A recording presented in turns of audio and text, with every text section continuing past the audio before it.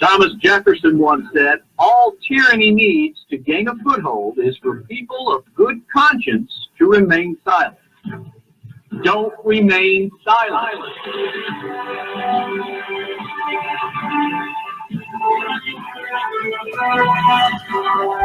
You just jumped into the Pickle Barrel with author, speaker, commentator, and show host, Bill Pickle. Good morning, and it is freaky, manic, crazy Friday, and we're going to be covering a lot of things that are freaky and crazy and manic in real life and in politics today, so hold on to your seats. Matter of fact, I felt so spunky this morning, I pulled the old snake shirt out. Look at that. Yeah! So I am freaky this morning, and we're raring to go. Glad to have you here in the Pickle Barrel with us this morning. I tell you, we got a lot to talk about, and we're going to try to cram it all in 2 hours. I hope we can. If we can't, guess what? There's Monday. I mean, we're here Monday through Friday in the Pickle Barrel. Why aren't you? We encourage you to jump in here with us and take part in the conversations and share your thoughts, the issues that bother you, and any solutions you may have to these issues. We would pray that you would bring them to us. We know a lot of people in Washington, D.C., in your local and county government, your state government, they need all the help they can get, because we know they are not doing a whole lot except taking recess. And we'll get more into that here in a minute. But I do want you to jump in here and join the conversation with us. You can do that at the AmericanPatriotRadio.com site.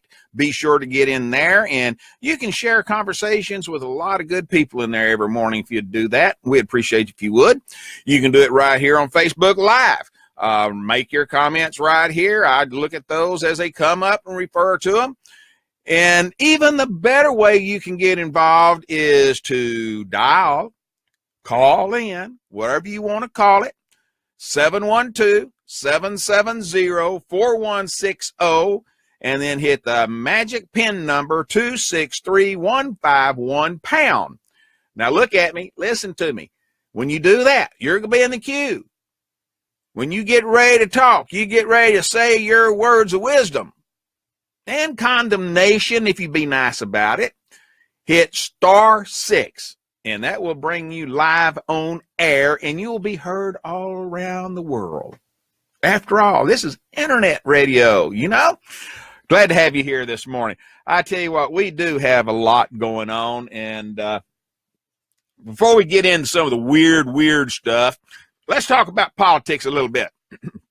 And you know, that's weird enough, I do believe. And but the Republicans are gone. They're leaving town. I imagine they can't wait to get out of town, matter of fact. And I'll bet you that as soon as adjournment took place yesterday, I'll bet you a bunch of them was home before midnight. So they were anxious, just as anxious we are sometimes getting them out of there. You know, one thing about it, when they're out of session, it's very hard to mess up, you would think. But some of them come home and they mess up regardless of what's taking place. And we're going to talk about some of that too. But anyway, they're out of town, and a couple of things are left up in the air, obviously.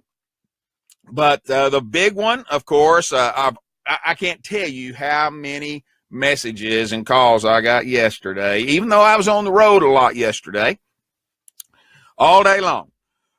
Well, Bill, you were right. They didn't get anything done on the Medicare or on the health care, and so they're leaving town again without keeping their promise. Yes, they are. I can't say anything else other than yes, they are. And well, I can ask you a question. Are you shocked? Are you really shocked? If you are, then, you know, it may be time for you to look in the mirror and face reality. They don't want to do nothing on this Obamacare. I don't care what anyone says. You know, nobody really wants to do what needs to be done. They're afraid they're going to offend some people on both sides of the fence. They're going to offend their voters. They're going to offend those that don't vote, but will complain all day long on Twitter and Facebook and everywhere else they can. So, you know, I'm really getting to the point wondering, do they really care? You know, if they really care, if they care about the economy, if they care about the budget, if they care about health care itself, if they care whether or not the rich, the poor, or whoever gets care that are needed, do they really care? Or they care more about some of these Mickey Mouse things that they talk about all the time up there and the games that they play? I'm a little out of shape this morning, little bit out of shape. You know, I was really for a while expecting more out of the first session. I really was. Well, they're leaving with absolutely no clear path to where they're going. And they say that they're still fighting for a repeal. Yeah. I guess they are. They say they are. You know, if they say it, it's got to be true. I mean, they really would not lie to us. And I don't think they'd really stretch the truth. And I really don't think they'd stretch a good lie any further than they can get away with it. But at least they care. They say, so, you know, they wouldn't lie to us, really? Would they? Well, they started leaving Washington yesterday. They got a month of vacation coming to them. I guess they've earned it. They have basically been away from their families for a while. I guess that in essence, they can say they need to rest and recoup and go home and talk to my constituents and explain why I am doing what I'm doing. Now, what would you have me do different? I'm sure all of them are going to have meetings all over their districts while they're home. Now, Tom Rice says, I've got his schedule. He's going to be traveling all over the state. The district, you know, his district here, PD, 7th Congressional District. And, matter of fact, I ran across something I'm going to get here in a minute. I was cleaning up some closet space, and I found something I'm going to share with you guys. I'll grab it at the break time. But anyway, they're leaving without any clear direction, any idea where they're going from here. And, you know, and I'll be honest with you, I would bet you money if they would admit it. If they would admit it, I would win. I'll bet you money there's a bunch of them that really is tired of talking about Obamacare and doing away with it and are redoing it. I'll bet you money that there's a lot of them would just as soon stick this thing in a closet and never see it, hear of it, talk about it again. And speaking of weird, that's weird because they said they were going to take care of this issue. President Trump said it would come down. Don't know his exact words. He used them several different times, different ways, but he said we're going to do away with it. It's going to be gone. We still have it, full force, no change. Uh-oh, somebody made a mistake. Boo-boo. Well, the reality is, you know, it's been, what, 7? Let me think here real quick. It's been 7 years, I guess, something like that, of Republicans, I'm choking on it, of Republicans saying that we're going to take care of this. 7 years, folks. 7 years. We're going to take care of this. We're going to repeal it. We have the unity. We have the desire. We have the means of doing it. Seems like every day this week I have started off hot. I get upset about some things here lately. Have you ever noticed that? Maybe it's an age thing. I'm getting more hot under the collar than normal. Who knows? Who knows? Whatever it is, I am hot. I am hot. And I am looking for the day that these people will actually get something done and take care of this issue. Bill Cassidy of Louisiana, he's a Republican there in Louisiana, made a comment. He said, I still think something gets through just because there's families that are not going to be able to afford their insurance, middle-income families. It's going to be a lot of effort. Yes, it is. It is going to take a lot of effort. It's going to take a lot of effort of you turkeys quit playing friggin' games, get down to business, look at what really needs to be done, decide amongst yourselves what really needs to be done with the influence of your constituents, of course. Don't forget them. That's who hired you, who put you up there, and who you ultimately answer to. Ultimately. And do some of you really care? You're there. You know the American people have a habit of sticking you up there and leaving you until you die, or you afraid you're going to go to jail and you leave, or there's a better job offered by some swamp monger who wants to offer you a job. You're there. So some of you don't really care, I don't think. I've got the job. They're not going to fire me. I really do believe some of you believe that. And some of you have honestly proven it in your districts that is the truth. Well, I think that if I'm correct, and I know I've heard this, I think I've read it somewhere, but I do think, and realistically, I think that this recess will mark the first time lawmakers have been home for an extended period since the repeal effort collapsed in the Senate, which has been a while. 7 years. I'm going to go back to this. 7 years of campaigning against this law. This break marks the first time in nearly a decade that the GOP hasn't lined its talking points against the Affordable Care Act. Folks, the GOP themselves, the Republican Party themselves, they're fighting themselves as much as they're fighting the Democrats, the super liberal Democrats. They're still, they're fighting themselves more than they are them now. And that itself says a lot. Maybe somebody will have some heart searching, soul searching while they're off on break in August. Maybe. I wouldn't bet money on it. I swear I am just about tired of betting anything. I do bet every once in a while with some of my friends and colleagues. We'll bet adult beverage. One night we'll gather together and have adult beverage or a Coke, or I'll fix, I'll smoke some barbecue if y'all will do that. We have these little bets going on. Just a reason to have fun, I guess. But anyway, this season, I hate to tell you this, usually I'm ahead of the game.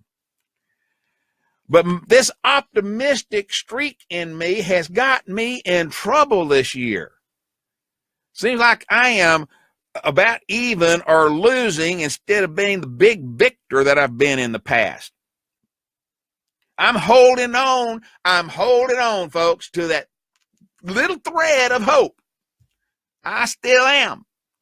I know I get ribbed about that every day by people with American Patriot Radio, with my wife. She laughs sometimes when I'm sitting there and something breaks, and she says, "Oh, I said, "Don't go there," with a big smile, because I know what she's thinking.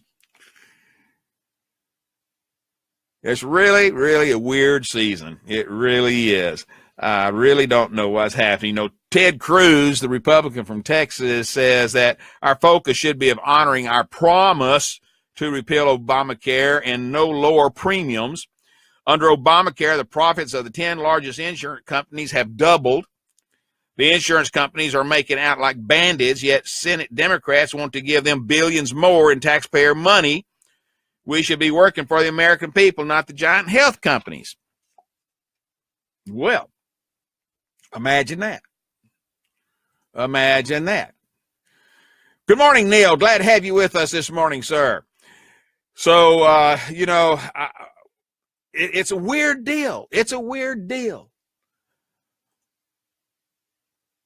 Are the American people ultimately going to win this battle, or are we going to be carrying on like we are right now for another decade?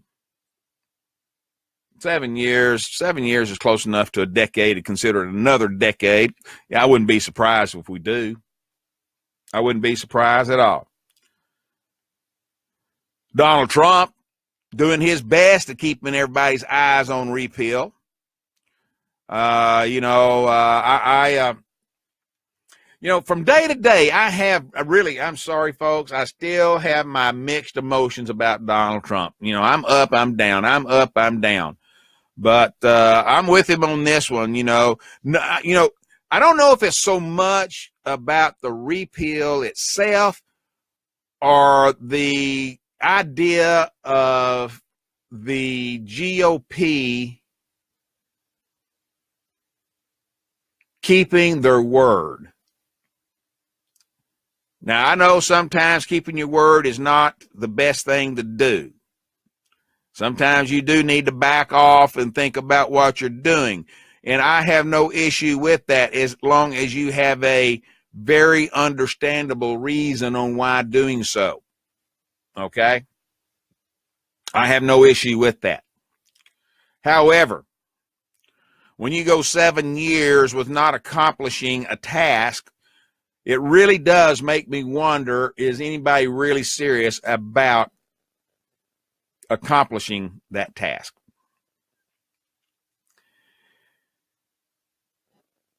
The open enrollment season for Obamacare is likely to keep health care on the front burner. Insurers must finalize rates in the next month. That's their goal. They're finalizing their rates. And it's going to be very interesting to see when those rates are released what our lawmakers will think at that time. I wonder if it's going to be fuel to the fire. Some people are estimating that some of the insurance companies are talking about anywhere between 25% and a 100% increase in their rates. That's a big gamut, isn't it? That's a big gamut. In other words, they're not wanting to say what they're going to do. They're keeping their options open. They're keeping their options open. And you know what? Until they make a decision on what they're going to do, I guess they have to do that. But now, they're really in a real bad position, folks, to have to explain their inaction to all of us. All of us. And when they come back from recess, there's going to be so much on their table, it's unreal. Unreal. And that makes me wonder even more what they will get done, because they're going to be stuck in the mud trying to take care of certain issues before they do others. It's a funny game that we have found ourselves in. Trump. Yesterday, Trump was out, and he made some good comments. He praised West Virginia Governor Jim Justice's decision to shift from the to the Republican Party. Trump was at a rally and touted his support of the coal mining industry and justice, and what he's frequently championed in the past. Trump says having Big Jim as a Republican is such an honor, referring to the governor's 6'7" stature. He's a big man. I have to say that there are probably a lot of shocked people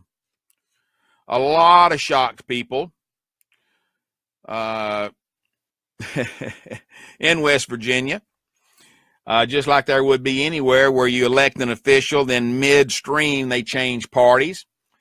And, you know, I don't know why that shocks people that much anymore. It's getting to be pretty frequently that they do that.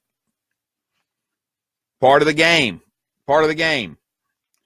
So, Justice cited the president's commitment to revitalizing coal within the state as part of his reason for switching parties, which is a reasonable thing. I mean, that is a major industry and in the state, and a lot of employment is directly related to that industry.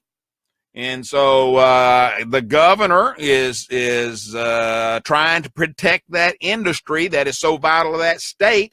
And I guess at this point he decided the only way he can do that is join the party and join the president that's trying to salvage it.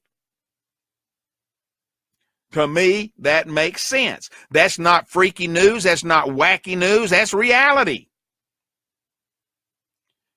In a quote, Justice says, "I can't help you anymore being a Democrat. So tomorrow I will be changing my registration to Republican. And don't you know the press is going to be all over him today as he does that." Good for him. Good for him. You know, also in yesterday's chat by Trump, he stressed the continued commitment of boosting coal miners, a promise he said a lot of times during his 2016 campaign. And he has not let off on that. You know, very frequent. You hear him referring to the coal miners and what needs to be done. And he said that I love the people of this state. I love their grit. I love their coal miners. He said this at that rally in Huntington, where the industry plays a major role in the state's economy. And, you know, some people, all right, let me back up. You do know that the governor is a former coal businessman. And you also should know that he is also the richest person in the state. Okay? So now then, I'm not saying that that has anything to do with him promoting the coal industry. However, just a thought, just a thought. A lot of people, folks, look, if you pay attention to politics much at all, you know some of these people that are out there are just as much a Democrat as they are a Republican. A lot of them are just as much a Republican as they are a Democrat. Well, in the whole scheme of things, this change did not surprise a lot of people. You know, he was a registered Republican as late as 2015. See, he changed to the Democrat Party during his campaign for governor. So a lot of people are not surprised by this change. I'm not surprised by the change. You know, that happens quite often, even especially in local politics, where you have a city councilman or a county councilman, the county sheriff, that will be one party. But when they realize, well, there's no way to get elected to that position that I want unless I change parties, well, they'll change parties, they get elected, and then somewhere down the road, guess what? They come to realize they really need to be in their own original party. The games people play, folks, the games people play. Anyway, so I guess we ought to say congratulations to our new Republican West Virginia Governor Jim Justice. Welcome to the red side. Okay, a couple other things real quick. Let's see here. Last word is that the Republicans, the GOP lawmakers, those who are in the same party, quote unquote, as the president, the party of fiscal responsibility and individual rights and liberties, freedom of the press, anyway, they are all lined up, I do believe, to give Trump and his ideas, his desires, a lot of HELL when they come back from break. My own humble opinion, okay? You know, they have been fighting him for the last several weeks, especially this last week. You know, they have been boxing, they've been wrestling, whatever you want to call it. They've been fighting back and forth on the Russia situation, the Mueller, health care, the wall. I mean, you name it, you know, they've been squaring off on it in some form or fashion. You know, just this last week, they had a series of moves, a series of major moves with one main goal, reining in Trump. I'm sorry to say that, and I hope I am wrong, but I think the evidence out there tells me that the majority of the GOP is against Donald Trump. And there's various reasons for that. One, they got bills and things out there they want to do that is directly opposite of what Trump wants to see done. Another is that it may put their jobs in jeopardy. It may put their financial stature when it comes to campaign raising and everything else associated with that in jeopardy. Now then, let me say this. The GOP, the Republicans, are not the only one in this situation. So are the Democrats. They're in just as bad shape about this as anyone else.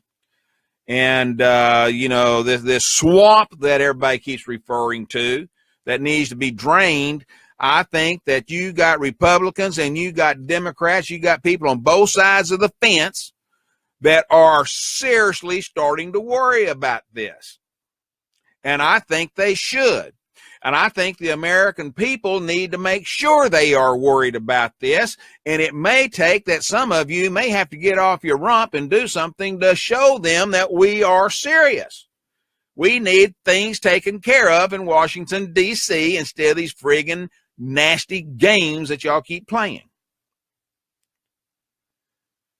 Well, the Republicans, you know, of course, are getting most of the eyeballs cast upon them in the press about this I'm going to say infighting. It hasn't actually become that bad right now. If you just depends on how you measure it. But I do think that there's a big issue within the GOP party. You know, the GOP delivered a very, very letter of, I'd say their own Declaration of Independence, okay, from their own President Trump when it comes to this Russia sanctions, rebuffing his demands that they try again on health care, after the implosion that just took place. I mean, if I were them, I would be embarrassed to go back and talk about it right now until things cool off a little bit.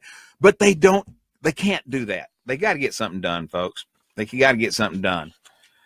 You know, I think Trump's attempts, his outward, openly war against, and it is a war, folks. I don't care what you say. It is a war. I think that a lot of these things that are taking place right now is putting not just the Republican Party. Exactly, Neil. That's where I'm going. Thank you. Neil says this congressional power struggle is getting us dangerous. It is. And what I'm saying right now is this war is going to take us down some roads we may wish we had never been down. You know, they're very close. You know, I think we have an issue where the president, while he hasn't, I don't think, I keep looking, I keep trying to understand, I do research on these things when I see him do things in question.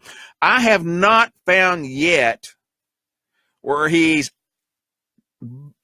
it's very clear that I have not seen where it's clear, let's put it that way, that he has overstepped his limits at this time.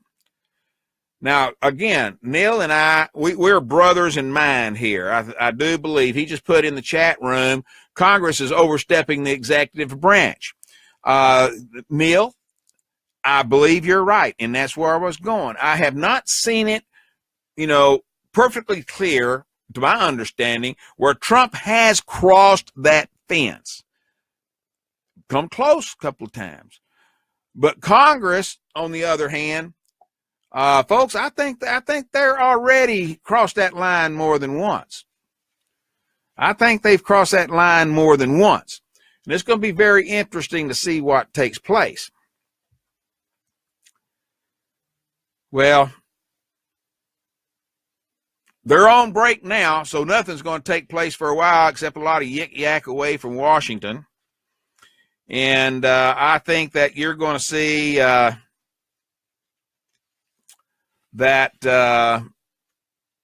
there's going to be a lot of conversations, phone calls, meetings between the Republican leadership outside of Washington, D.C.,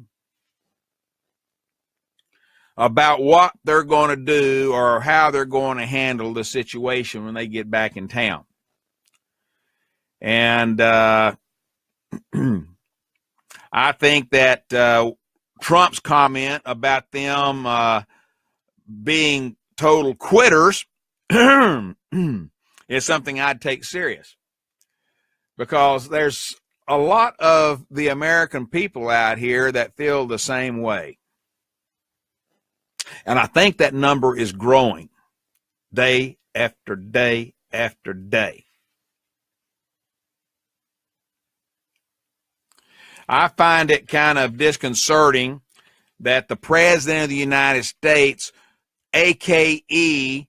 the head of their political party, a.k.a. also known as the head of their political party, that they rejected arguments and left Washington, D.C. against the will of the people and the president.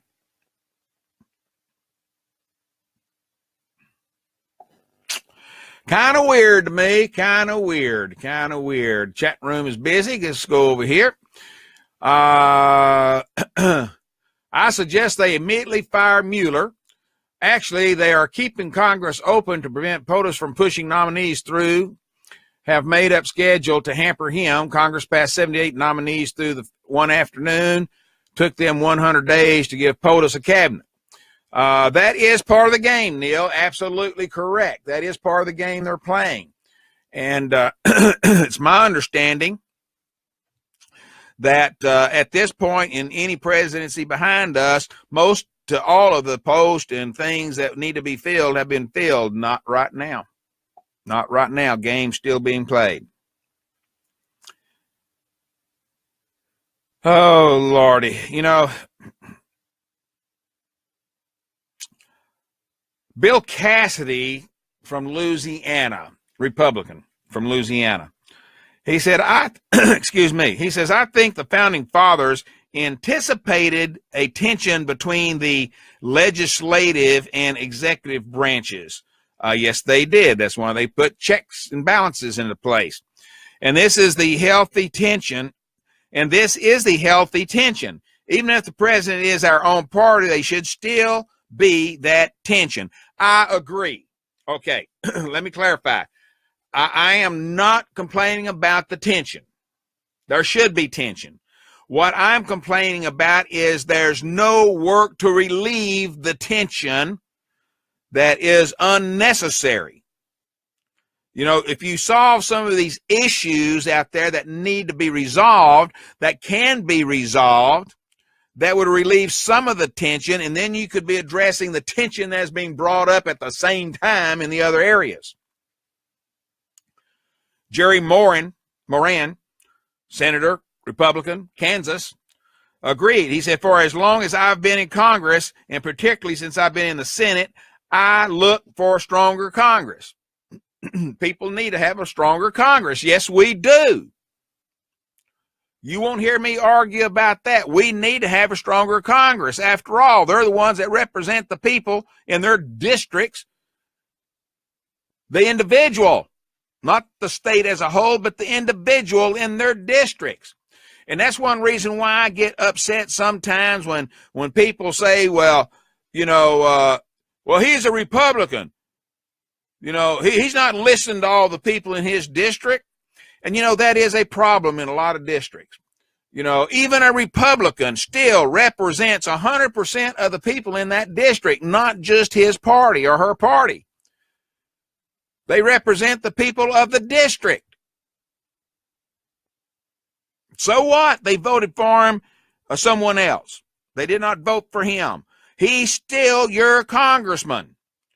And Mr. and Ms. Congressman, you are still the representative for all the people in your district. And that is one reason, folks, sometimes some of the things these congressmen do, people fight and complain about. They say, well, that's not what the party wanted. Well, remember, in every district, there's more people, or just as many people, as there are party people, and the division line between the two are not always equal.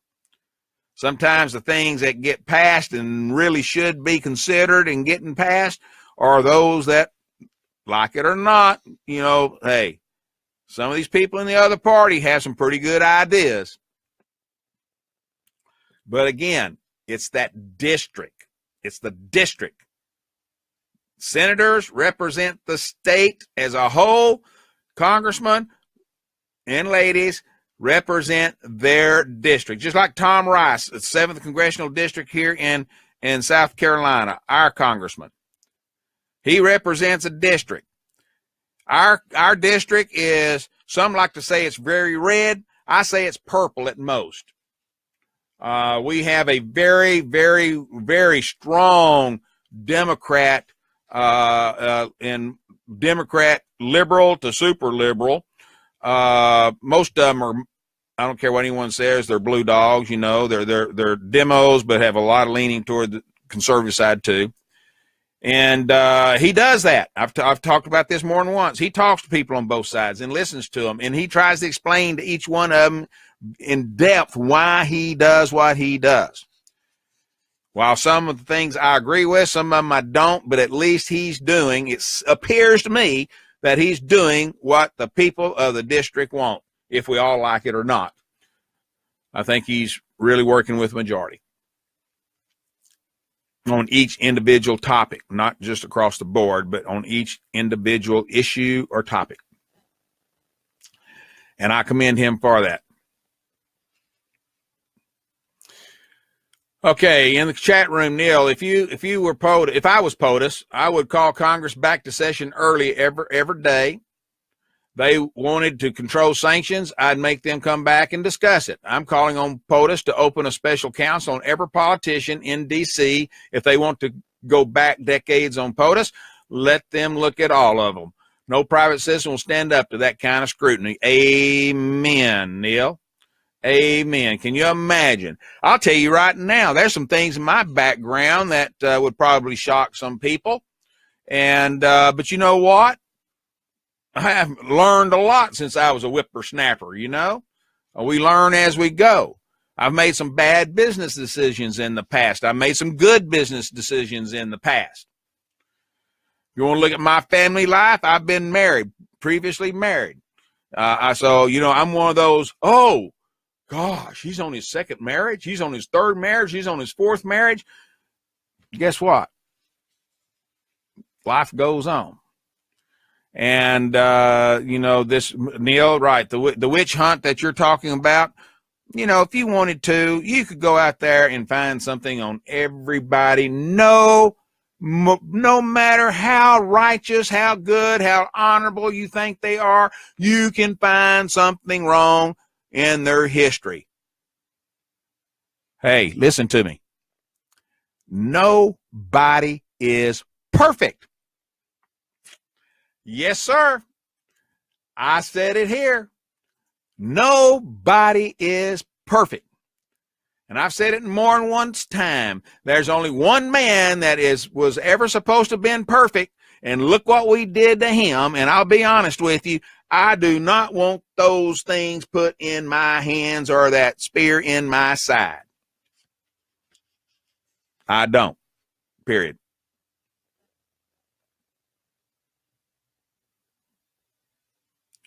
First person can stand up and tell me they're perfect, I can tell you they're a damn liar. Period. Exclamation mark. All right. Well, so much for that. Well, I don't know. I still got a couple of things here I want to pass on this topic. The Senator Lamar Alexander, a Republican from Tennessee. President Trump is saying over and over again that he's actually threatened to do this, to just cut off the funding, his cost-sharing subsidies. I don't know the legality of it. It's my understanding that he can put the pen to it and do that. I'm not sure. But I understand that, I've been told by more than one person he can, and which would help stabilize the insurance markets, I do think. It'd also be a tactic to destroy the 2010 health care law and enforce Democrats to negotiate, wouldn't it? You would think. Republicans won't go along with it. They're not going to do that. They're not going to go along with it. I'm not saying they should or they shouldn't. I'm just telling you they won't. Lamar Alexander of Tennessee, Republican, says, I've recommended that he continue it. He's chairman of the Senate Health, Education, Labor, and Pension Committee. And he says, I hope that he will. Talking about the recess and what Trump says he still wants and everything, the wall. This is a contentious topic, too, with Republicans. How many times have we heard them talk about the wall, the wall, the wall? Before Trump, they were talking about the wall, the wall, the wall. Now they got somebody that actually wants to do it. They're calling their bluff. And now we got this internal fight.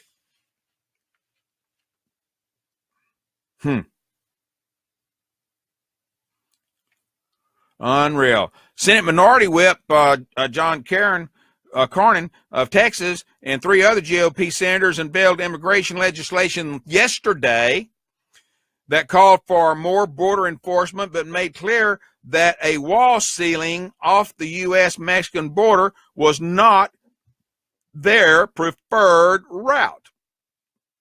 He said in an interview that is now a tremendous opportunity for Congress to take lead on this policy. And he finished the conversation with, as we've seen on the Russian sanction bill, sometimes the president will come along even reluctantly. So now they're going to start trying to call his bluff. They're going to start trying to turn his head away from the wall. And we will be able to make progress. This is what Cornyn is saying. We can get him to turn his head and join us, or at least keep quiet.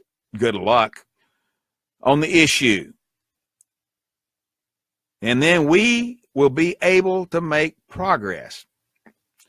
Another sign right there in that comment, folks. And Cornyn is a good guy. I like him. I know him, talked to him several times. He's a good guy. But on this particular case, he is showing us that Congress, the Republicans in Congress and the Senate, need to get together and bypass Donald Trump, the leader, quote, quote, the leader of the conservative party. Historically, it hasn't always been the case that the president is one who sets policy and Congress responds. And he is reminding everybody that that has taken place in the past on numerous occasions over the centuries. And he says that, and I think this is the opportunity we have now, and I welcome that. So, the war is going to continue. And I think that it's a shame. Neil in the chat room says, if Congress of the country think Trump supporters will fall in line, if you take him down, they're mistaken. I will do all I can do to take down the party. If POTUS did something illegal, reference elections, I have no problem. But if they go after the president's past business actions, I will help primary every GOPer that signed on. POTUS showed with his rally last night that there will be consequences if the continued witch hunt continues. Yes, he did, Neil, and I think that he's serious about that. But I think that we are at the point now that not only is some of the GOP congressmen ready to pull out their sword and start fighting, I think the president is too. And be honest with you, that scares the pee-dodely you-know-what out of me. An internal fight like that right now at the place that the GOP is would be disastrous for the party. And believe me, the other side is sitting there hoping, praying that something like this will take place. Oh, Lord, oh, Lord, oh, Lord. I hope it doesn't take place. And Donald Trump, I think him making his move, going around doing these public appearances again, campaign-style appearances, is still one of the best weapons he has. He has the ability to raise the rafters when he has these meetings. They yell and cheer and happy to, all this. But what they need to do is they need to come out of there and they need to let their House members and Senator members know exactly what they think. And folks, you can't let up. Don't think just because you said it one time it matters. It don't. You matter of fact, most of the time, those one-time thoughts don't ever get to him. They're weeded out by somebody in his office. Hope y'all understand that, right? Most of those things don't go to him.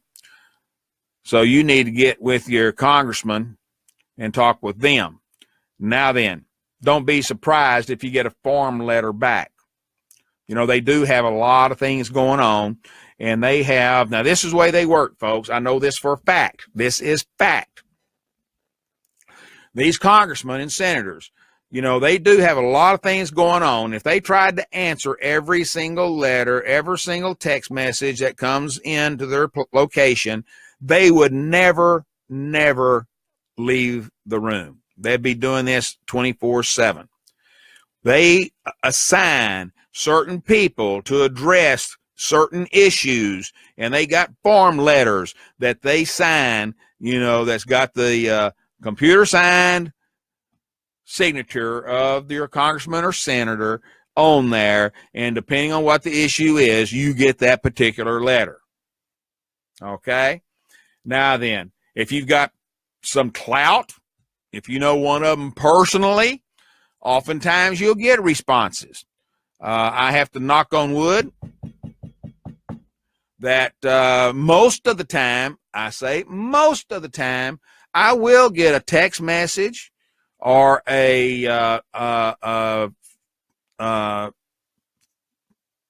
Facebook message, not post, but a Facebook message or an email from the people I talk to responding. Tom Rice, Cruz, and a couple others.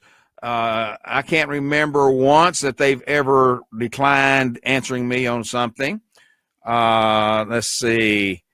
Lindsey Graham, every once in a while I don't get a response. Let's see. Cornyn, I get the farm letter all the time for sure, and every once in a while something from him, but not that often. We don't even try to talk that often anymore. I've kind of gone other directions. But anyway, Neil says, POTUS has the right. Fight with the people. GOP needs to grow a pair and support POTUS over this BS. POTUS turned out a bigger crowd last night than he did same place during the election. Yes, he did. How about that? Neil says, I think we are getting closer to the real Civil War with this. Congress better be careful what they ask for. I'm going to help Primary Graham. There you go, folks. There you go. Are we going in that direction? Folks, more and more people are saying something like that every day. Every day. And some people say, well, now that's those conspiracy theorists that are saying that. That's those fear mongers saying that. Folks, go back in history. We didn't do this day in history this morning. I missed that. I'll do it at the break. A couple of things. Go back in history and look how many times that there's been groups out there that say this, say that, say this, say that. And then maybe a decade or 2 decades later, holy hell breaks loose. I'm not professing it. I'm not predicting it, but I am saying it's possible. It's very possible. And I think that is going to be one of the, I want to say it'd be one of the worst things that could ever happen to this country. We live in a very dangerous, precarious situation right now around the globe. And I think something like that could be very detrimental to us at this time. But at the same time, when is the good time to set the record straight and get us back on course? Oh, Lordy. Neil says, let's see here. They are insane that they think they can take the not so silent majority candidate down and not be consequences. I think you're right. There's, Neil, I like I said before, I don't necessarily believe in everything in the manner of how Trump does things, but he's still our president. But you look at the number of people out here, and I'm not talking about just in the South. I'm talking about in the central United States, the breadbasket. I'm talking about southwestern United States, the West Coast, maybe not California. The East Coast, maybe not New York. The Canadian states across the border. It still amazes me the number of people that still yell and scream and jump up and down and whistle and all that when Trump walks into a room. It amazes me. And even on social media where you see all the hate and all the disgust going on, just about everything that is put out there, you see a trumpeter pulling out the trumpet and blowing it and responding to all of these issues. And usually it's like about 10 to 1. There's about 10 Trumpers jump on every single one person that comes out and says something negative. So how strong is his base? How strong is the group that follows him? Pretty darn strong, if you ask me. Pretty darn strong. Neil is really chatting this morning. Neil, appreciate it. They are insane if they think they can take the not-so-silent Majority candidate down. We knew he was a businessman with all his flaws. If they take him down over some financial BS, will be payback for their actions. Neil says, and this is Neil's quote, "I'm pissed off." Neil, there's a lot of people in the same situation. A lot of people. And, you know, I am that way right now with Congress walking away. I'm one of those that say they had to get something done for this break, and they didn't.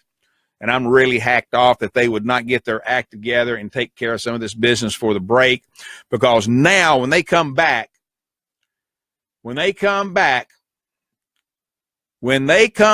there is going to be such a number of things they have got to take care of. I don't know how they're going to do it. I just don't know how they're going to do it. Oh, gosh. Yeah, you're right. 12 days. 12 friggin' days. 12 days.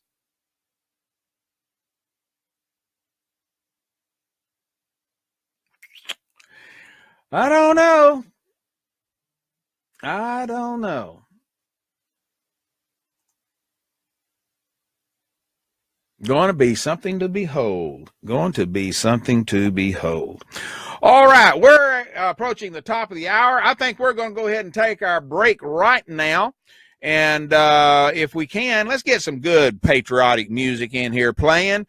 And I'm going to have to go get me some more H2O. Yeah, I am so sick of water, but I am trying my best to lose weight. And, you know, I am well, I'm 60. Oh, wait a minute. I got to add what I've lost so far. Been back on it. 64. I am 78 pounds down from when I started, but I still got about 40 more to go. So just think how much room, less room I'll be blocking on my banner behind me if I can do that. All right, we're going to go to break. We'll be right back here in the Pickle Barrel because we do have a lot of things to talk about and try to figure out, is there a way to get out of this barrel we're in? We'll be right back in just 2 or 3 minutes. Don't run off.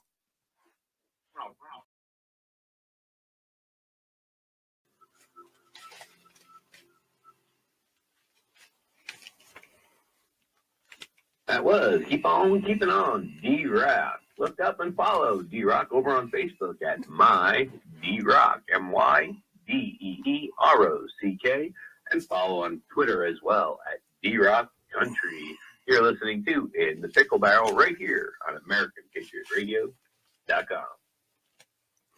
Thank you, Dave. Thank you. Appreciate it. Oh, gosh, I tell you what, I've got to do something sad here for a minute. And, Dave, you reminded me with that song there in D-Rock. Good friend of mine was killed the other day, and I did not know about it. He was killed overseas. He was in Jamaica and had a car accident. Second one of my friends that has had a head-on car collision in the last month. The first one was a family. Every one of them were injured. One of the daughters very seriously. Matter of fact, she's been transferred to another hospital for better care and therapy and things like this. And her husband, the husband, had both legs shattered. And they say that, well, he was just transferred last week, and they say that it will probably be a year, possibly a year that he'll be there trying to get his life back together. Swagger was a disc jockey at the radio station that I started out at in the Pickle Barrel. And he was a very, very, very popular disc jockey. You can tell by his name. Dwayne DJ Blaze Malcolm. DJ Blaze was another nickname. Dwayne Malcolm was his name. Locally, he was named Swagger because he had that swagger. And there were hundreds of people that turned out to the streets outside the radio station as they paid homage to him. And I got to tell you, good guy, talented guy. Oh my gosh, such talent. And people around this area here will certainly miss him. And I just wanted to let everybody know that I too will miss his gaiety, the enthusiasm, the excitement, the community heart that he had. Yeah, you can tell by his name, he was a black Democrat, but I tell you what, he was one hell of a man, no matter what his political standings were. We got to remember that, folks. There's a lot of good people on both sides of that fence. Okay, there is a court case here in South Carolina that people all across the country, churches particularly, were watching to see what would take place. The Episcopal Church here split. There were several people that split off and separated their local diocese, their local churches, and they split them off. And the church here began back in 1758, I believe it was. So it's been old here in South Carolina. Well, they split off, and what they did, they said that, and they started treating it like this. They said that the properties that they occupied, the churches that they occupied, all that stuff, all the contents, the property, the church itself, all of that was theirs, not to the church itself, the diocese. Okay? And so anyway, this case has been going on for a while. Well, the Supreme Court in South Carolina finally came out yesterday and declared that that is not so. That they are going to have to forfeit all of the church's properties and contents back to the diocese. Now, look, this is going to be hard on some of these places. We're talking about an estimated $500 million worth of churches and stuff. Now, you got, in South Carolina, let's clarify one thing. The individual Episcopal churches are not that big to start with, okay? They're not the big, humongous things you see in New York City or Chicago or any big community. These are little churches. Some of them have very, very low membership, but the bottom line is they don't no longer own that building or the properties or anything else. And so there's a lot of church groups all across the country going right now because they did have their eyeballs on this. Now, the trial court judge had reviewed the Episcopal Church incorrectly, is what the Supreme Court said. And the Episcopal, with no structure to prevent individual parishes from leaving. The justice said the church is a hierarchical organization with a structure. And therefore, since you've got this, and they all answer to the church, kind of like the Roman Catholics, they got the Pope and you got the man, right? So anyway, this is something that was big news for a lot of places in South Carolina and the country too, because this does set kind of a precedent, and anything goes on from there, we'll have this to back up on as evidence that they're right on this. So I just wanted to throw that out there too. Let me check the chat room again real quick. The question should be how they own $500 million worth of untaxable property. Neil, that is something that still irks a lot of people. that the churches are not taxed, you know, all that kind of stuff. And, you know, there's still people asking. There's still people fighting to change that, and there's a lot more people fighting to leave it alone. So that's the way that goes.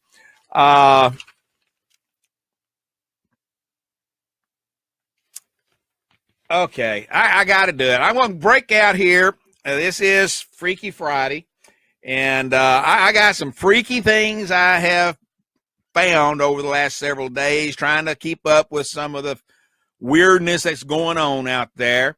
And folks, some of these are going to be a little bit on the normal outside of where I go, but I think that it just shows you how freaky things can really be. All right, New Jersey. A man is arrested for allegedly breaking into a home. And here's where the big issue comes in here that made this weird, okay? There's two sisters and a baby that were alone in their home Wednesday when they said a man broke in around 9 a.m. This is not one of those nighttime break-ins. This is one of the daytime. Okay. Now, according to CBS News, they say that she was watching her baby nephew while her around 21, they didn't give the exact age, 21 for, old sister was showering. Her sister then ran frantically from the bathroom saying there was a man in the room.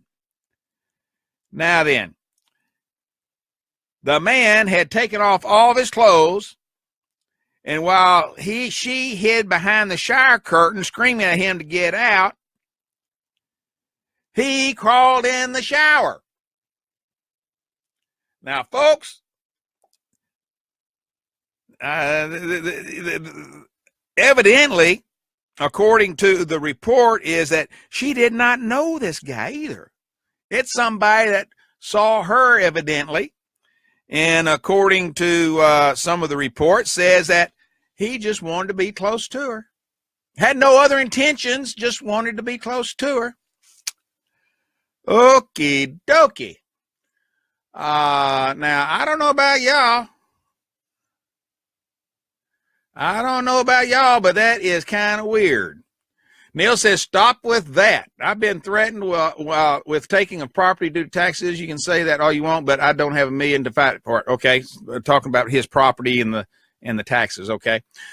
So folks, you know, I don't know about you.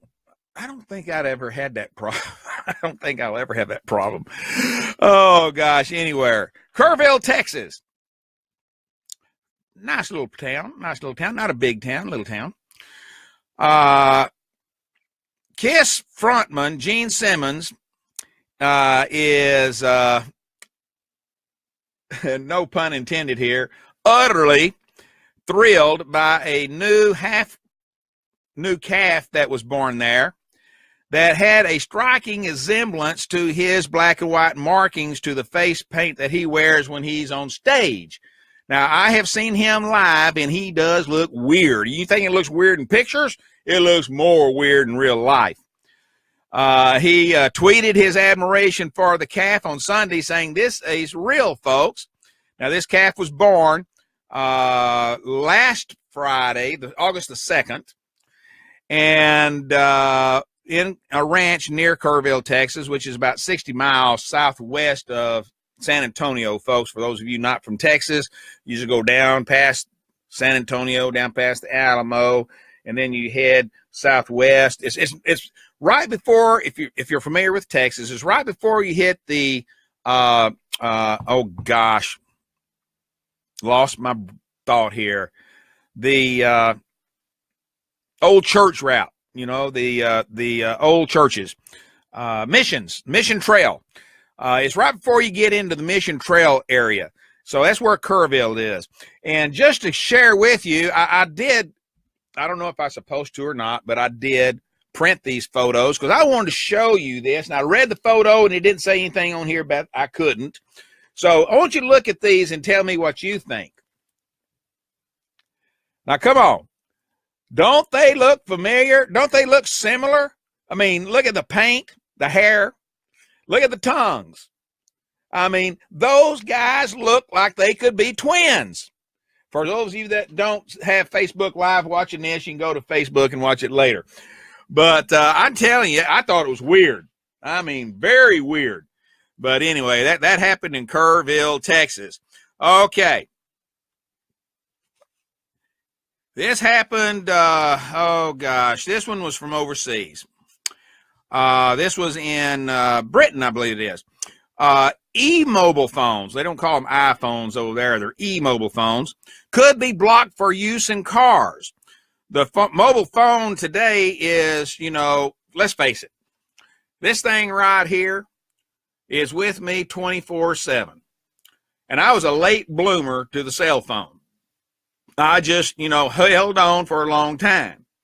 I got me a BlackBerry. Oh, man, was I in high cotton at that time. I had me a flip BlackBerry. And it wasn't until just a few years ago that my wife convinced me, when the iPhone 6 came out, that, Bill, look, you need to become more of a modern man. You need to get you an iPhone. And I said, I don't want an iPhone. Well, next thing I know, she's home. She went to get hers. I had an iPhone. And I have been attached, just like all of you, by the hip to this phone since that time. I actually do more work on my cell phone than I do on the computers at home.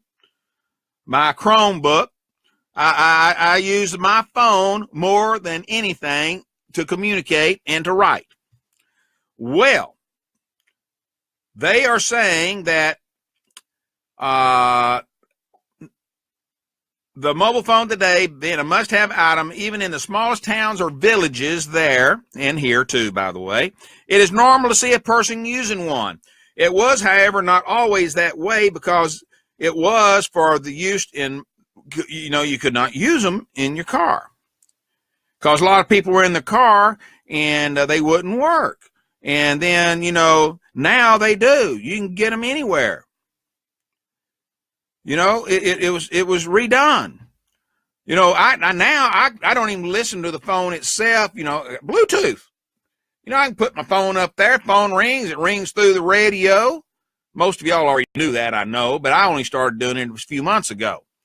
And now I can go down the road and talk and talk and talk and talk. Not even have to look at the phone. You know, it picks it up just very well. I've done shows driving down the road, talking on the phone. Of course, I'm not holding it, but I've gone down the road. Y'all know that. Y'all seen me, heard me do shows when I'm sitting at rest stops and all of that. And but now, this has brought the 21st century into some problems, because when we wish to contact someone for whatever reason, trivial or important, we simply dial it, use a speed dial. What happens, though, if that person happens to be driving a car, or as well as you know, it is human nature to answer summons. You know, if you get a call, most people answer the phone. I've got a friend of mine who happens to be my bank person, and she's at home with her grandchildren this week. She had a new grandbaby, and I'm so glad she's happy and spending some time with them. But she has a program, and I got to find this, that when you call her or text her, it automatically comes back, can't talk, driving down the road. I need to find that. I need to find that. So, hey, good morning, Mike. How are you, sir? Glad to have you joining us this morning in Facebook. Al, glad to have you there too, sir. And I see you made a comment. I'll get to it as soon as I finish this here, and we'll see what we can talk about there with that. So anyway, there's car wrecks happen every day. I know I almost had a head-on accident right here in my neighborhood a few months ago, where a young lady came speeding through the neighborhood, about a 25-mile speed limit. She was doing about 45. She come over the hill, And as I was coming up the hill, she was coming up the other side of the hill. And guess what? If I didn't see her and I didn't go halfway into the neighbor's yard, we would have had a head-on collision, and she had her phone in her hand. Several years ago, I was texting while driving, and I almost hit one of my neighbor's mailboxes. I mean, I thought my mirror on my car was gone, but I swerved enough. That was the last time I texted in the car. So anyway, they are trying to say that phone calling, text messaging, and everything may be outlawed totally in England, Great Britain, and that, with technology like we have now, hands-free technology, it makes no sense for anybody to be holding a phone and being distracted while driving, because you can talk. Just like you can sing with the radio, you can talk with the radio as you're going down the road. Now then, did some homework.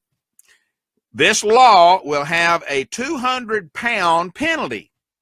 Now, 200 British pounds, today, I looked it up this morning, equals $262.91.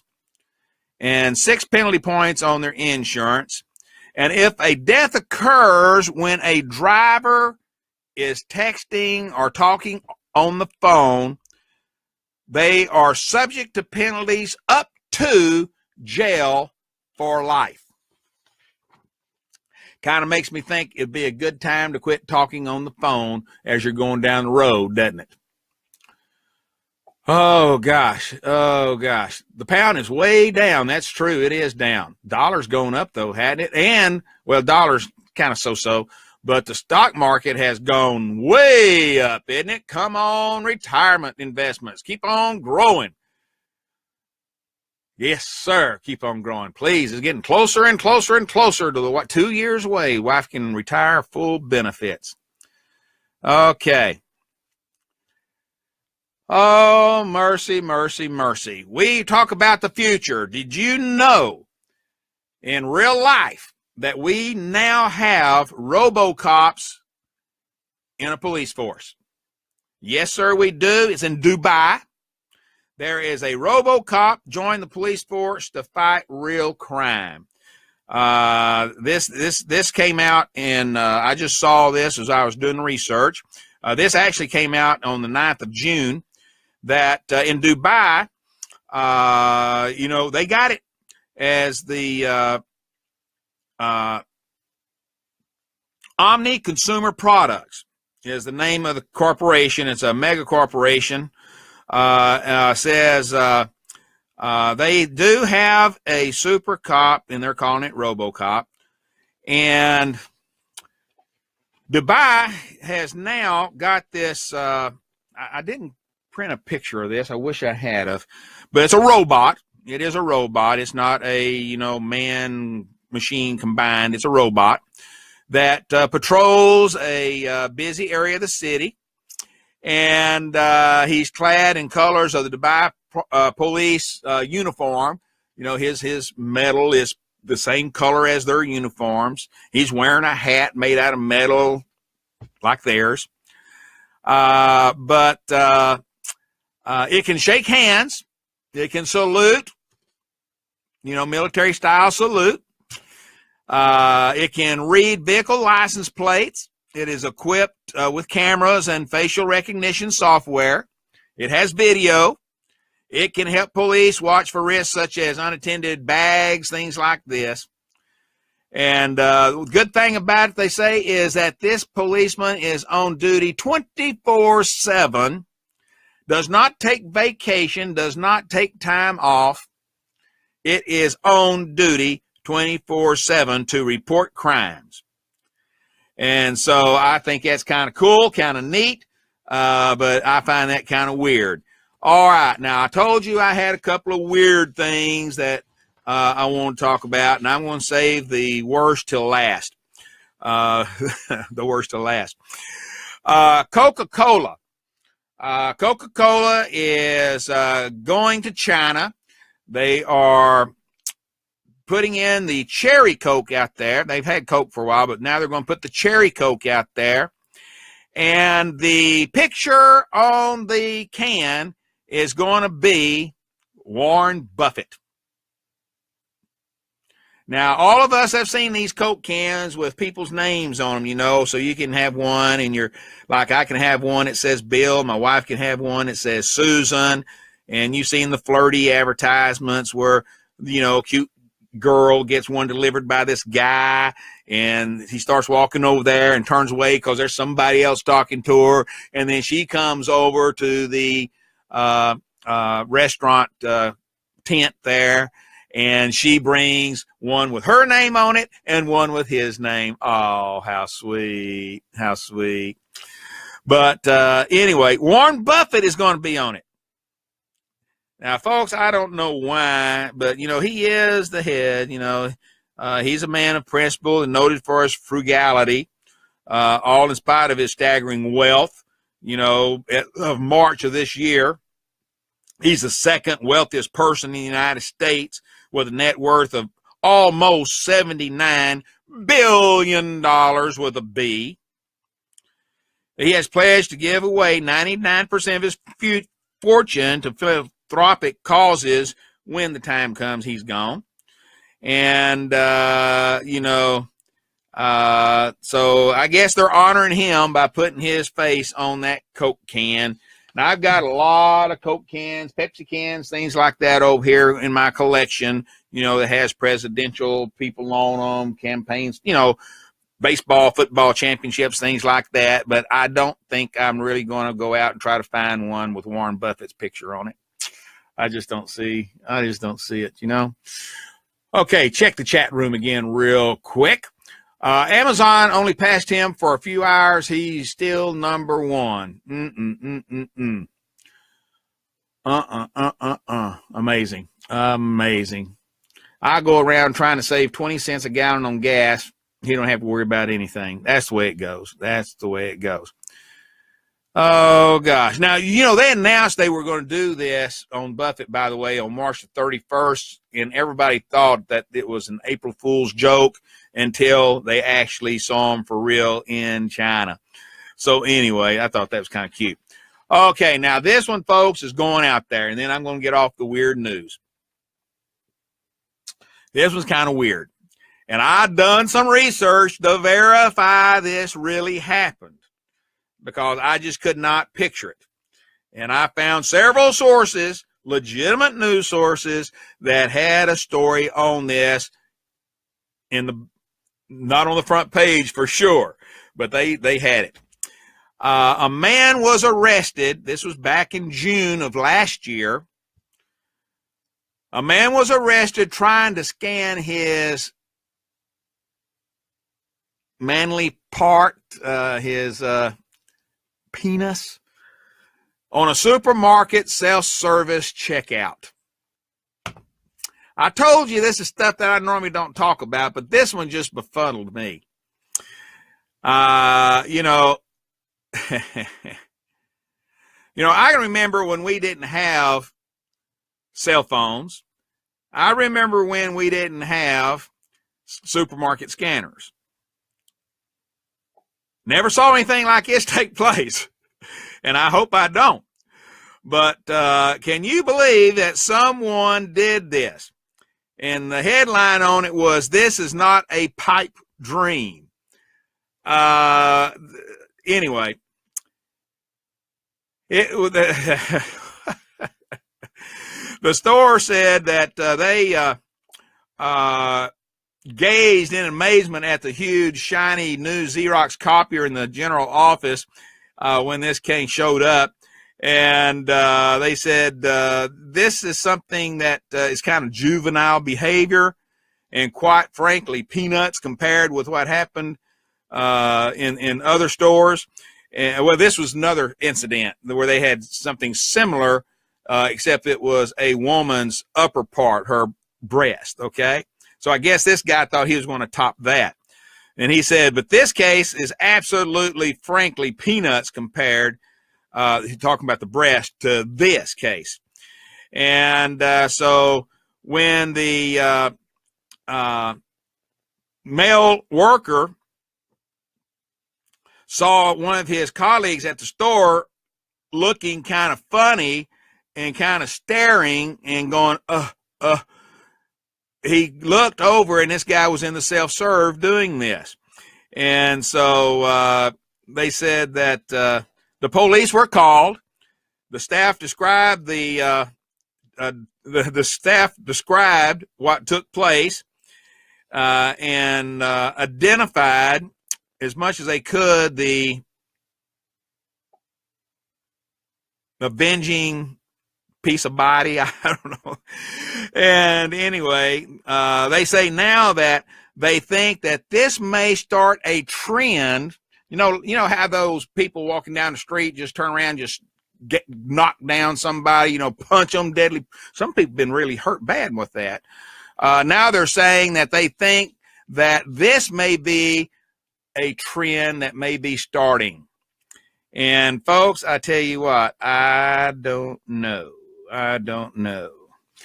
Anyway, I thought that was kind of weird, funky, and gross at the same time.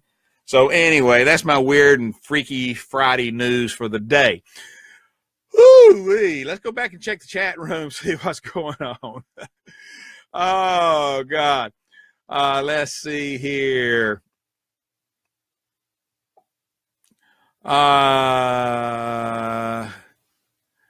Candy covered that story the day it happened. It was funny. Oh, gosh. Okay. You must have been listening to her for a while. This was June of last year. Why are we reporting trivia from June? Not that we have enough weird crap going on today. 5 to 43% care. Old care increases coming. Dems were demonizing repeal of CBO. 20%. SC is one of the dozen that will be 30 plus. It was 23% of mine last year to $1,148 per month. We'll be paying penalty this year. Yeah, Neil, it's not serious news. But every once in a while, I think we have got to step back and just take a breath.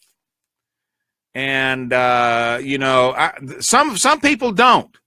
And I tell you what, I'd hate to be one of the people that live in constant misery and hate and distrust 24/7.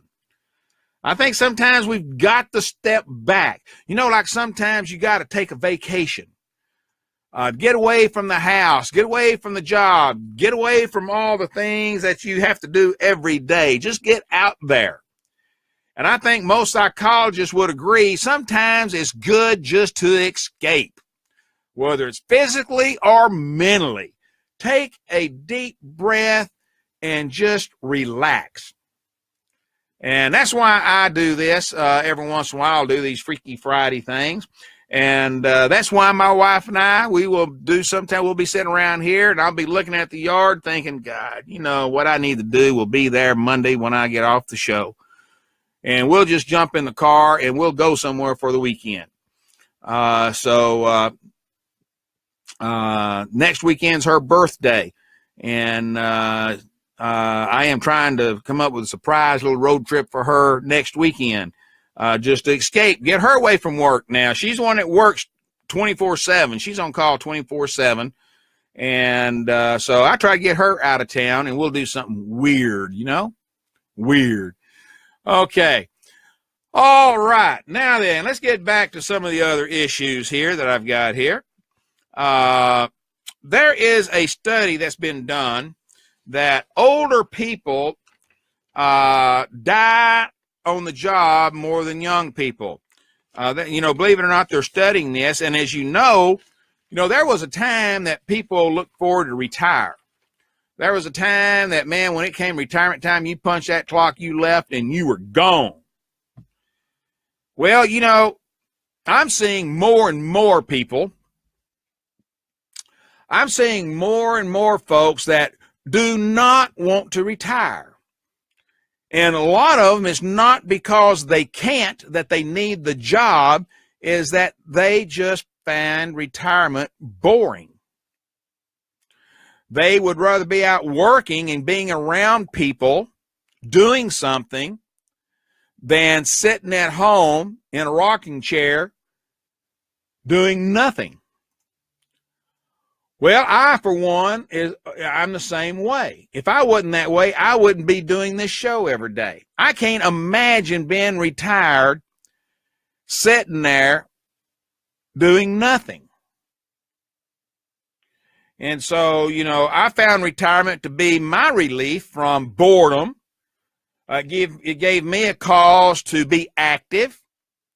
And be honest with you, I probably see, talk to, and meet as many, if not more people now than I did when I was in business. And it still surprises me when I'm out of town, even out of state, when some people will walk up and say, "Are you by chance the end of Pickle Barrel guy, Bill Pickle?" And I say, "Well, I am." "Well, you know, I have seen your show. I've seen your thing on Facebook, and I thought you looked familiar." You know, and, you know, that surprises me, and it gives me even more purpose for being involved and being active in my so-called retirement. Candy was trying to track me down yesterday for a discussion on a couple of things, and I was telling her, as soon as I get off the show, I've got to go down to Beaufort, South Carolina for a meeting. Beaufort is just about 2 hours from where I live. See, I say only 2 hours. Some other people say, 2 hours? Couldn't you do it on the phone? Well, no, I wanted to have a face-to-face meeting. And they agreed, and so I went. And, it was 2 hours back. Actually, it was 2 hours and 15 minutes there because there was some incidents on the highway. Just stalled us a little bit. But on the way back, I had the AC on. It was too hot for the top down. But I had the AC on, I had Southern rock playing, and I was having a blast going down the road, relaxing. But there are a good number of people that are going back to work for the sake of not being alone, or they need the money. And the evidence is there. Older people are dying on the job at a higher rate than workers overall, even as the rate of the workplace fatalities have decreased somewhat over the last few years. They are still leading in dying on the job. And that's, you know, I can't decide whether that's a good thing or a bad thing. It's bad to die. I don't care where you're at. But what I'm talking about is that they have not been able to get out and enjoy their retirement. You know, traditionally, you know, people, when they reached age 65, call it quits. You know, 65. Due to Mother Nature, I called it quits a couple of years earlier. You know, most of y'all know the stories. You know, one summer bit by a copperhead, next summer actually struck by lightning. My wife suggested maybe I ought to think about retirement, and I said, "I've already thought about it, dear. I'm retired." And then I started getting involved in all of this, and I'm still retired, but I have something to do, right? So they're saying now the U.S. government estimates that by 2024, older workers will account for at least 25% of the labor market. There's that many people coming back into the workforce. Mike Purnell on Facebook says, "I intend to work as long as the Lord gives me health and strength to do so. Retirement has never really appealed to me. It's okay for others, just not me." Same here, dude. If I don't keep myself active in these different organizations and volunteer work that I do, I would be absolutely bonkers. Some say I am anyway, but that's a different story for a different time. But getting older and the physical changes associated with it could put, you know, let's face it, potentially that's a big issue. That's a big issue. You know, some of us, if are not as quick as we used to be. You know, if we're in a situation where something takes place where you have to move quickly to avoid getting hit or something, some of us are going to get hit right between the eyes. I don't move as fast. When I was doing my 3-mile walk yesterday, my 3-mile walk took me longer. And it seems like it's taken me longer over the last year. Used to be I could do that thing pretty briskly. Now, and I wouldn't take water with me like an idiot. Now, when I take my 3-mile, it's actually 3.2 miles. I drove it off from my driveway around the neighborhood so I know, because I wanted to walk 3 miles, and it just happens to be 3.2. So I'm exceeding my goal every time I do it. Sounds good, don't it? But anyway, now I carry my water. I mean, I got a 16-ounce jug that I carry with me. Now, that's not a lot of water, but what I do when I make the first loop, I refill it, keep my legs moving in place. I stand there, I fill it, and I hit the road again for the other loop. So I get my whole 3.2. So, you know, I do that. And, you know, even yesterday, I got real tired. It was hot, though. Oh, it was hot. It was muggy. I was stupid for doing it in the middle of the day, but I wanted to get it done.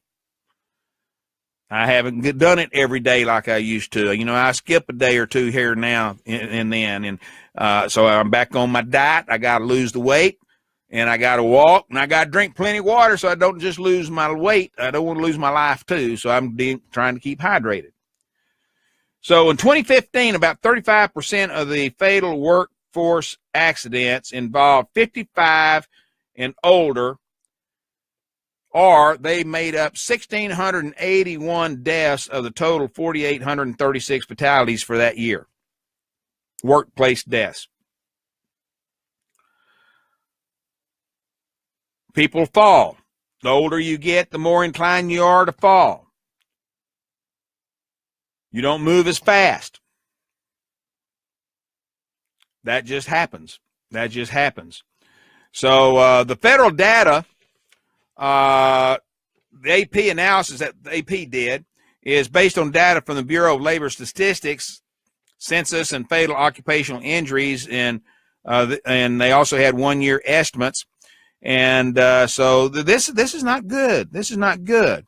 Now, this excludes cases where the cause of death was from natural causes, such as heart attack or stroke, okay? These are deaths on the job, doing the job, okay? Fall-related fatalities rose 20% in 2015. Contact with objects and equipment increased 17%. Transportation accidents increased 15%. Fires and explosions decreased by 8%. So it's those things that you're active in, obviously, are the ones that cause the deaths. And, you know, that's a shame. That's a shame. But you know what? As far as I say that's a shame, it's hard on the company. It's hard on those bystanders that see things like this take place. It's hard on the families. But you know what? That's an individual choice.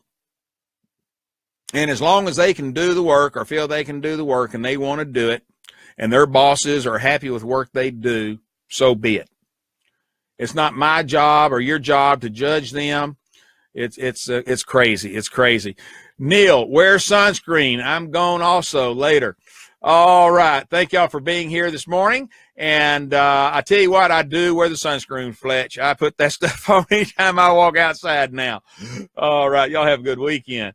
All right, folks, we still got a few more minutes here in the Pickle Barrel, so we're going to continue, and we're going to go down some other avenues now. Okay, Rome. We're going to take a little trip around the globe here for just a second. Rome, that beautiful, beautiful, beautiful place. God knows I fell in Rome the first time we were there. I love it. I love it. I love it. I love the history that's there, the architecture, the people.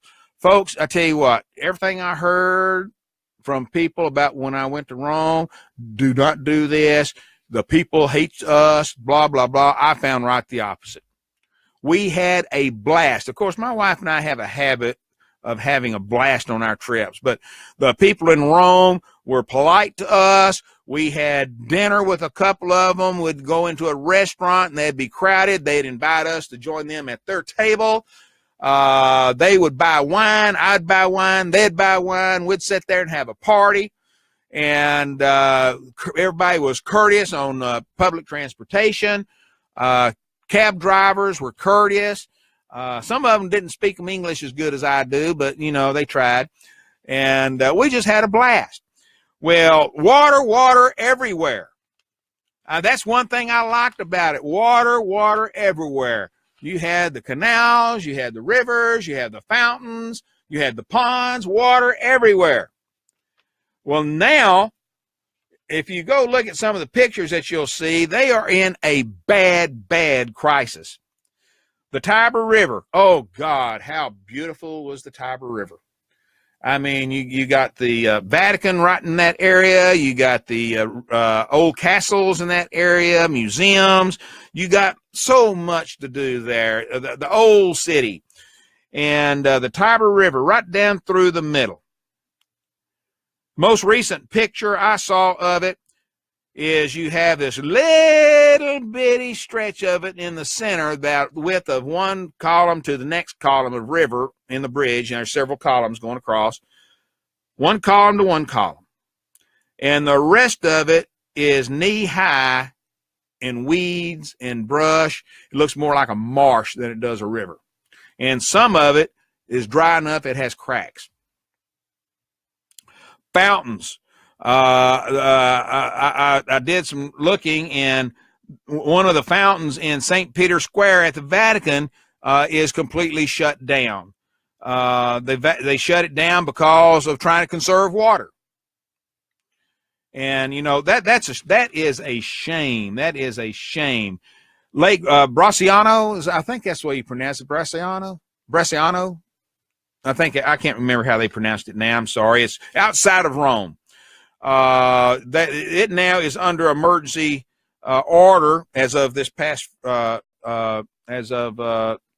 Friday, which will allow water to be drawn from the lake, albeit in lesser volumes. They're trying. You know, you cannot pull water out of the lake anymore. It's so dry.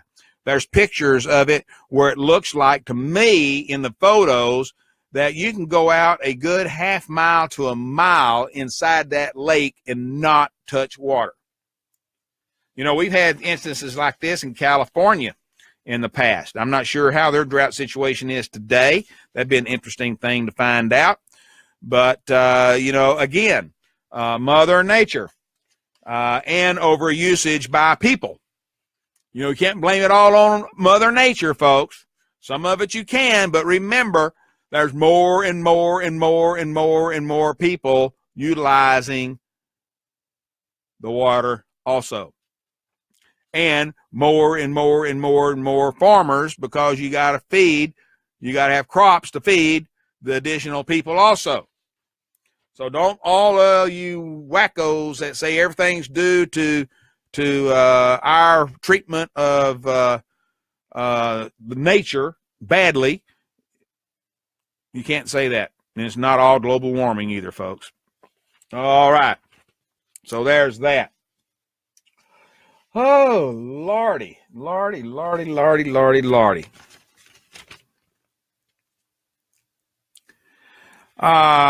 you smokers, I don't know how many of you out there still smoke. I did for about a week when I first got into college back in 1968. I decided that at 69, I'm sorry. I knew that didn't sound right. I smoked for about a week. I just could not figure out what in the heck people thought was so cool about it. It stunk. It tasted bad. Made me cough. Gave me bad breath. Smelled it on my clothes. I just could not understand, hey, what's the big deal, you know? I think it's a drug addiction. You know, I think it's a drug addiction itself. You know, we can't legalize marijuana, but we can still allow smoking. Which one's worse for you? I've read reports that the tobacco is. Anyway, different story. Anyway, FDA is targeting the addictive levels of nicotine in cigarettes again. This is the evidently the first time since 2009 that they've really taken a serious look at this, about doing something about it, about cutting back on the amount of nicotine that's in cigarettes. Obviously, the tobacco industry, cigarette industry, is having a fit about this. We still have quite a bit of tobacco grown in South Carolina, nowhere near what it was. Used to be we were the leading source of tobacco. Not anymore. There's our other states that do it a lot more than we do. Well, Virginia and all those other states. It's unreal. It's unreal. But part of the new strategy apparently is giving e-cigarette makers 4 more years to comply with the review of products already on the market. Some people are saying that e-cigarettes is just as bad for you as cigarettes. I don't know. I don't keep on top of that stuff because it does not really matter to me that much. That's a personal choice issue until tax dollars have to be used for your medical expenses because you're so stupid to smoke in the first place. My humble opinion. You know, it is a choice. It's kind of like the transgender surgeries in the military. If you want to do it, fine and dandy. Just don't come asking me to pay for your discretions, the result of those discretions. If you smoke, that's a personal choice. Bite the bullet and pay for your treatment. Ooh, that sounds cold, don't it? That sounds idiotic. But it's not.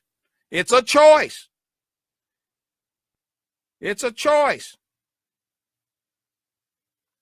I make the choice to smoke pork butts and ribs and stuff like that in my backyard.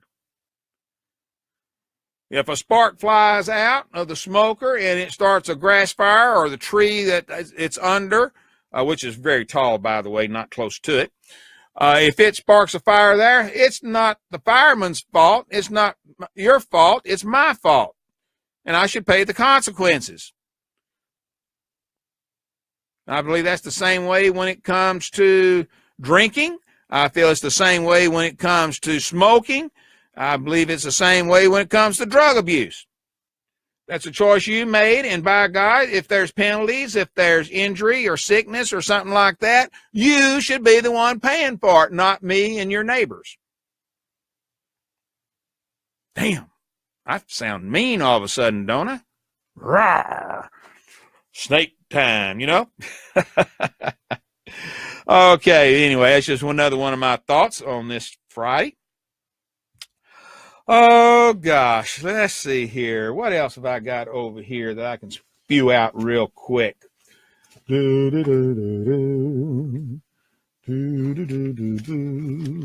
Oh, by the way, our guest yesterday called in, and he did hit a dead zone on the road and apologized for that.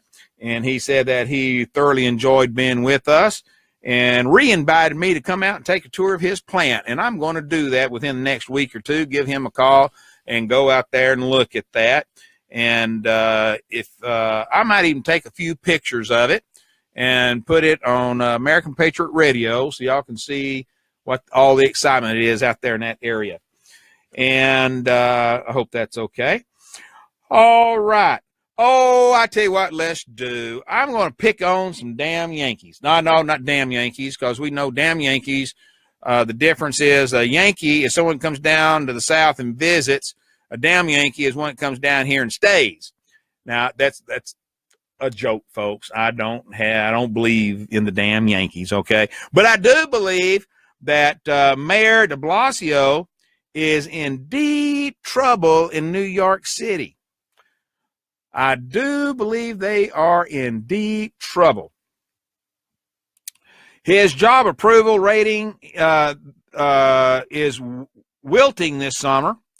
As Quinnipiac poll says, it's wilting in the summer heat and now stands 50 to 42%, down from 60% favorable to 30 down from 60%. It was 60% favorable, 34 unfavorable. Now it's 50% favorable, 42 unfavorable. And this was back in May. But he still is on top. You know, he's up for re-election. He's still on top. The little-known Republican challenger, Nicole Maliotakis, who is a 2.2% approval rating in the poll. Now, Quinnipiac is one of my favorite. They are one of my favorite. They do. Wofford College in South Carolina is the other one. Those two, on average, over a long haul, probably have the best, closest polls of any that you see. And I look at a lot of them. And I try to get the average, and I look at who and how they took them. And these two are usually pretty close to the top, if not at the top, on anything they do. Well, money is going to come into play here. Money is going to come into play. De Blasio has a ton of money. The other gal, she does too, but, you know, not as much. One of the questions out there is, does the mayor deserve re-election? And again, depending on who you talk to, and this is one of the questions in the survey. The voters are right now, whether you like him or not, are for the first time, in his career as mayor, evenly split on that particular topic, on that particular question. Does he deserve it? They're evenly split, with those undecided almost on that same par. So, you know, yes, no, undecided. That tells me that that race could go in either direction depending on their campaigns, etc. Now then, I here at the very last here, Dave, would you please show this ad real quick? Play this ad I sent you.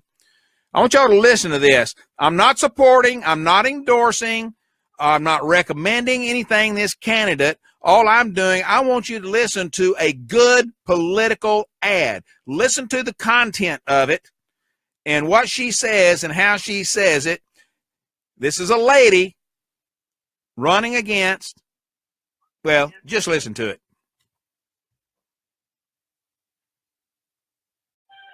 When I was 12 years old, I knew exactly what I wanted to do when I grew up.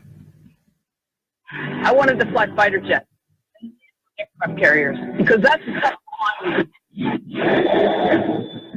When I was 13, my congressman told me I couldn't fly in combat. He said Congress thought women ought to be protected and not allowed to serve in combat. I never got a letter back from my Senator Mitch McConnell. I then wrote every member of the House and Senate Armed Services Committees asking them to change the law. I said they just hadn't met me yet, and I knew I could do it, but most of them told me I couldn't. Then I got into the Naval Academy, and wouldn't you know, that's when they changed the law. I'm Amy McGrath, and I love our country. I spent 20 years as a U.S. Marine, flew 89 combat missions bombing Al-Qaeda and the Taliban. I was the first woman Marine to fly in an F-18 in combat, and I got to land on aircraft carriers. Now I'm running for Congress against Andy Barr in my home state of Kentucky. He's Mitch McConnell's hand-picked congressman who said he would vote enthusiastically to take health care away from over 250,000 Kentuckians. Mr. Barr, my mom is a polio survivor who became one of the first women to graduate from UK medical school. A lot of people told her she couldn't achieve her dreams either, but she persevered and ended up treating many of the same kind of people whose health care you and Mr. McConnell would take away. This is my new mission, to take on a Congress full of career politicians who treat the people of Kentucky like they're disposable. Some are telling me a Democrat can't win that battle in Kentucky, that we can't take back our country for my kids and yours. We'll see about that.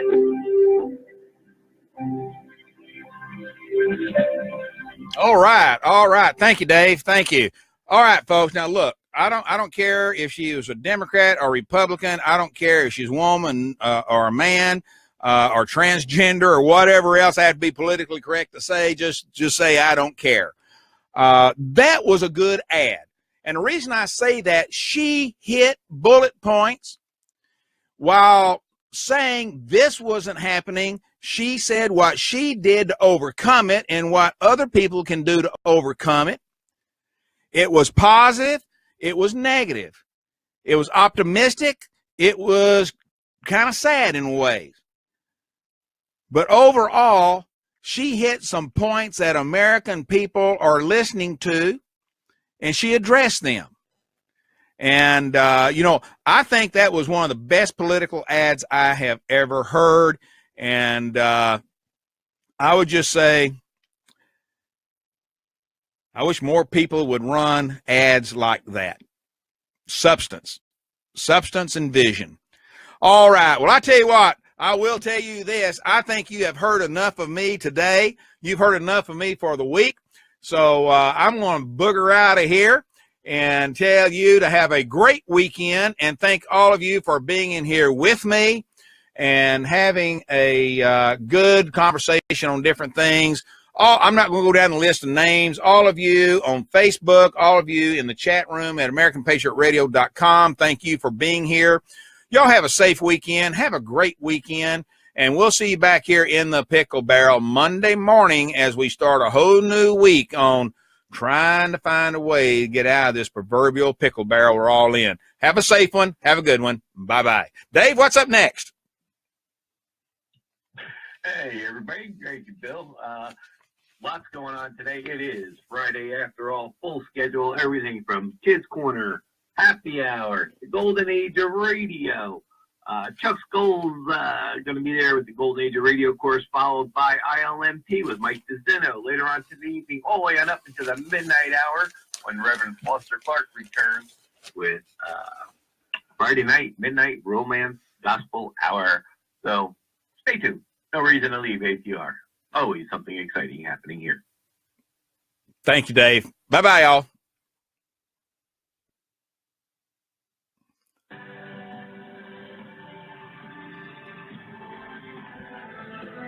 Thanks for joining us. You've been in The Pickle Barrel with author, speaker, commentator, and show host, Bill Pickles. You are listening to American Patriot Radio.